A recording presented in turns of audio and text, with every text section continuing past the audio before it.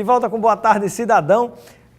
Chegando em todo o Rio Grande do Norte, vamos agora conversar nesta Sexta da Saúde com a doutora Mônica Kim, proctologista, que conosco vai tirar dúvidas ao vivo. Para você que está ligado com a gente aqui, anota o telefone, mande logo sua pergunta, não deixe para o final do programa não, anote aí. E vou deixar permanente, 99922-9519, para você participar e interagir com a gente de qualquer cidade do Rio Grande do Norte. Falar sobre um assunto que incomoda muita gente tem vergonha, fica encabulado de falar no assunto. E se você quiser fazer uma pergunta e tiver vergonha de dizer seu nome e o bairro, não tem problema, manda a pergunta que a gente vai fazer aqui. Doutora Mônica, seja bem-vinda ao nosso Boa Tarde, Cidadão. Obrigada novamente pelo convite, boa tarde. Prazer tê-la conosco. E eu inicio a nossa entrevista perguntando, o que são hemorroidas? As hemorroidas, na verdade, todo mundo tem hemorroida, mas nem todo mundo desenvolve a doença hemorroidária. A hemorroida é como se fossem veias, na região anal, perto, tanto do lado de fora, existem as hemorroidas externas, como as internas, entendeu? Mas todo mundo tem hemorroida, só que nem todo mundo desenvolve a doença hemorroidária. Ah, muito bem. Então quer dizer que todo mundo tem hemorroida. Eu imaginava que a hemorroida já era, digamos assim, a doença, que ficava...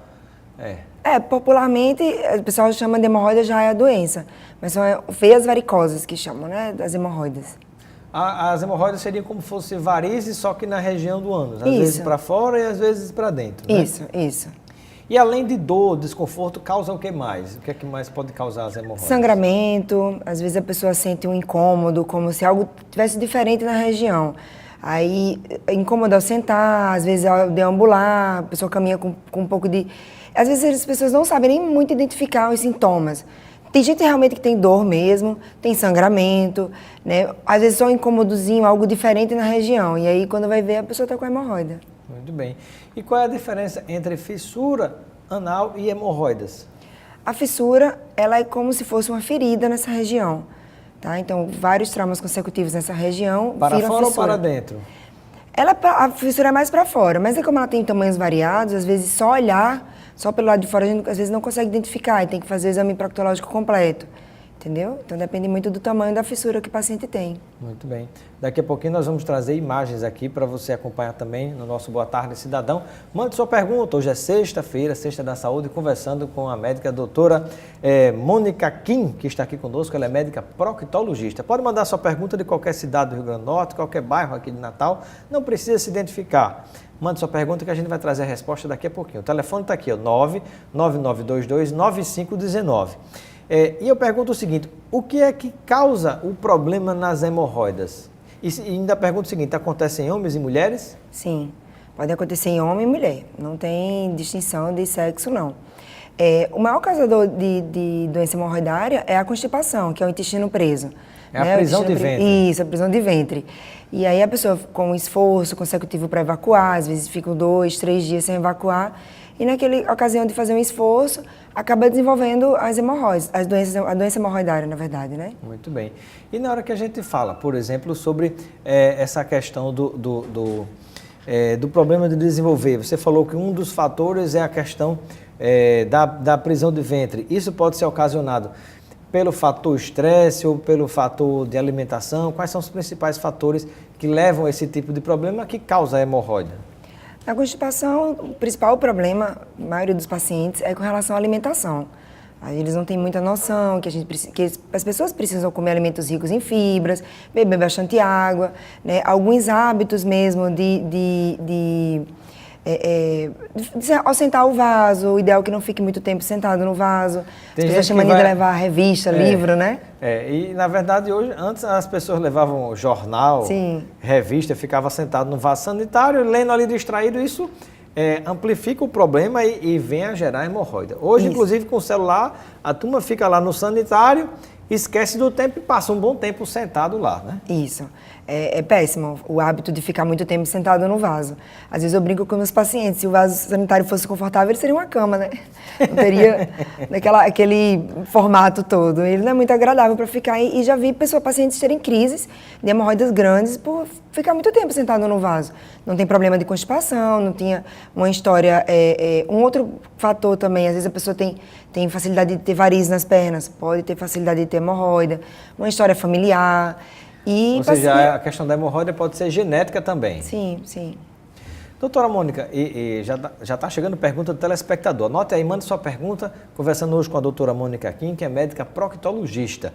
999229519. Você escreve e manda pelo WhatsApp para interagir com a gente. Doutora Mônica, um outro detalhe é o seguinte, as pessoas que ficam mais estressadas, que têm uma vida mais, digamos assim, mais punk, para usar a linguagem popular, isso também pode gerar o problema da hemorroida?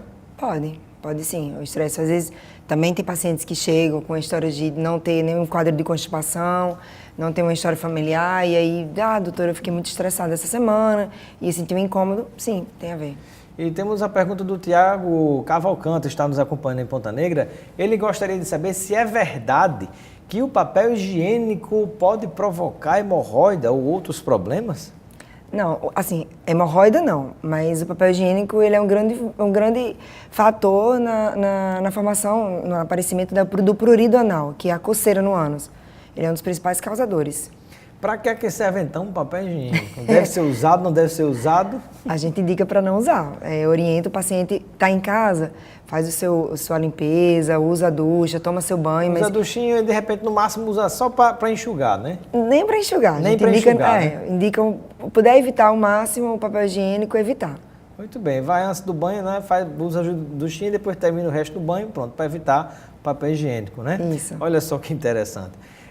Pergunta do telespectador, mais participação, daqui a pouco a gente tem imagens aqui também.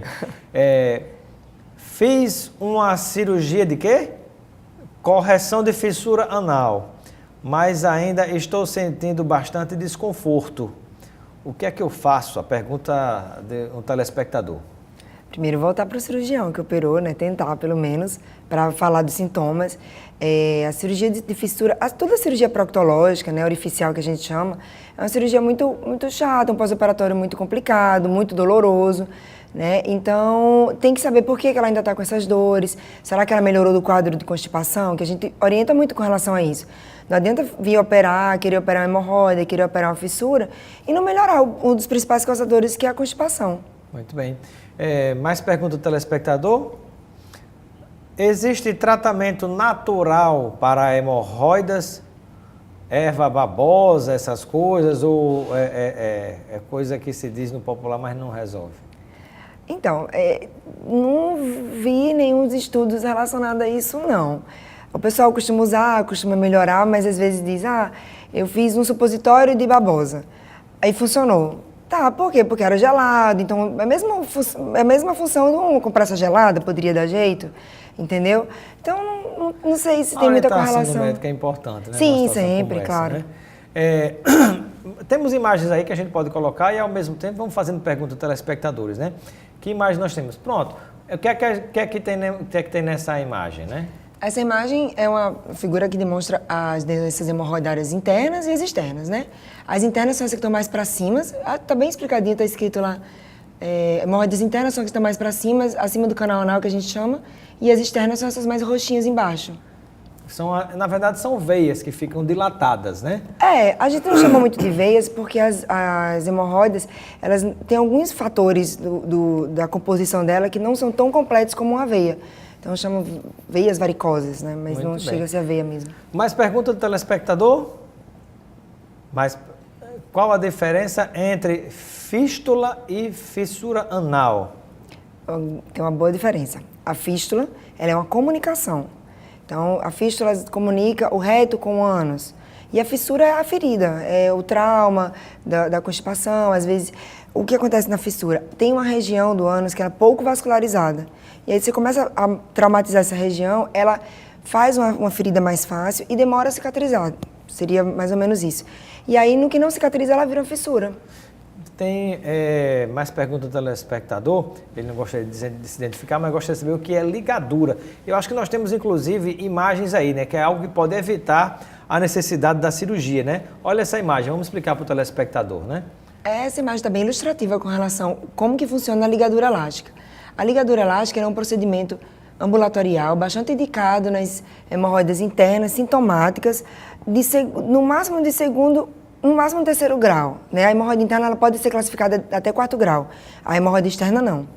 E aí é um procedimento ambulatorial bastante usado e bem aceitável, porque não causa tantas dores quanto a cirurgia em si. É um tratamento porque paliativo. Porque eu me recordo que, por exemplo, muita gente que faz ou precisou fazer cirurgia de hemorroida mesmo, às vezes fica numa situação de pós-operatório terrível, indelicada, mas nesse caso, acho que muita gente deve estar pensando, e a pessoa de repente vai, bota uma liga ali naquele negócio, não dói não gera dor, não gera algum tipo de problema, não? Não, é uma dor suportável, que com analgésico, anti-inflamatório alivia, não é nada muito intenso, 2, 3 dias no máximo isso melhora. O único inconveniente que o pessoal se assusta um pouco é o sangramento que ela pode causar, mas não é nada que você está andando na rua e vai sujar sua roupa. Não, é um sangramento que pode acontecer no vaso, na hora da evacuação. Então, uma coisa muito simples, né? Bem simples. É muito comum esse tipo de situação nos consultórios, sim, né? Sim. As ligaduras, né? Sim, sim. E você, cerca de 2 semanas, fica pronto, 2 semanas, 3 semanas, digamos assim, quanto tempo você consegue corrigir os problemas fazendo as ligaduras? As ligaduras, assim, cada profissional tem uma maneira de fazer. A gente lá no nosso consultório preconiza fazer várias sessões, ao invés de fazer tudo de uma vez só, que eu acho que é menos incômodo para o paciente, é mais fácil dele aceitar. O próprio incômodo que a ligadura causa. Não é um procedimento isento totalmente de dor, mas fica uma coisinha que o paciente que fica querendo ir ao banheiro, é sintomas diferentes. E aí, a gente quando faz várias ligaduras de uma vez, isso é muito mais intenso. Então, muito evita do paciente sentir esse incômodo. Bom, o tempo passa rápido, acabou. Quero agradecer a sua participação no Boa Tarde, Cidadão. Seja sempre bem-vinda e receba um kit de produtos Lucena. Obrigada, muito obrigada. Bom final de semana para você, para os nossos telespectadores. Vem aí o Nordeste do Gente Luiz Almir. Um grande abraço e até segunda-feira.